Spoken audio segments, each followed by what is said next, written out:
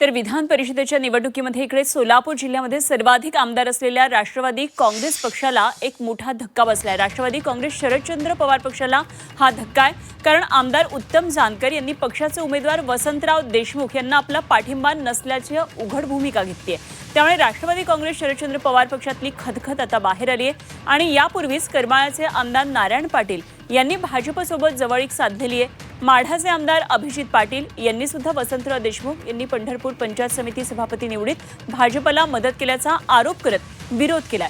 तर मोहोळचे आमदार राजू खरे यांनी आधीच धनुष्यबाण हाती घेतलेला आहे। त्यामुळे राष्ट्रवादी काँग्रेस शरदचंद्र पवार पक्षाचे उमेदवार वसंतराव देशमुख यांना स्वकीयांची मतं मिळणार नसल्यानं ते आता ही निवडणूक कशी लढणार असा प्रश्न समोर आलेला आहे।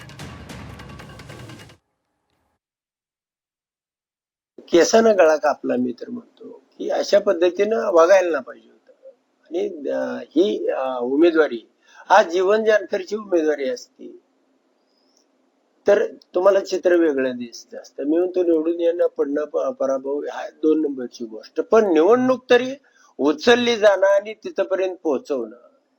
वसंतनाना काय म्हणजे कुणी लहान लेकरू सांगेल की बाबा हे निवडणुकीला ते स्वतःच पात्र आहेत का?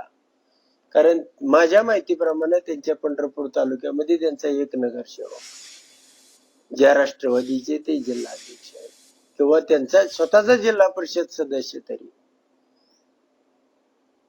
त्यांच्या निवडून आणलाय किंवा बरोबर आणि अशा माणसाला उमेदवारी देणं हे आमच्या तालुक्यातल्या सगळ्याच आमच्या कार्यकर्त्यांना हे खटकलं।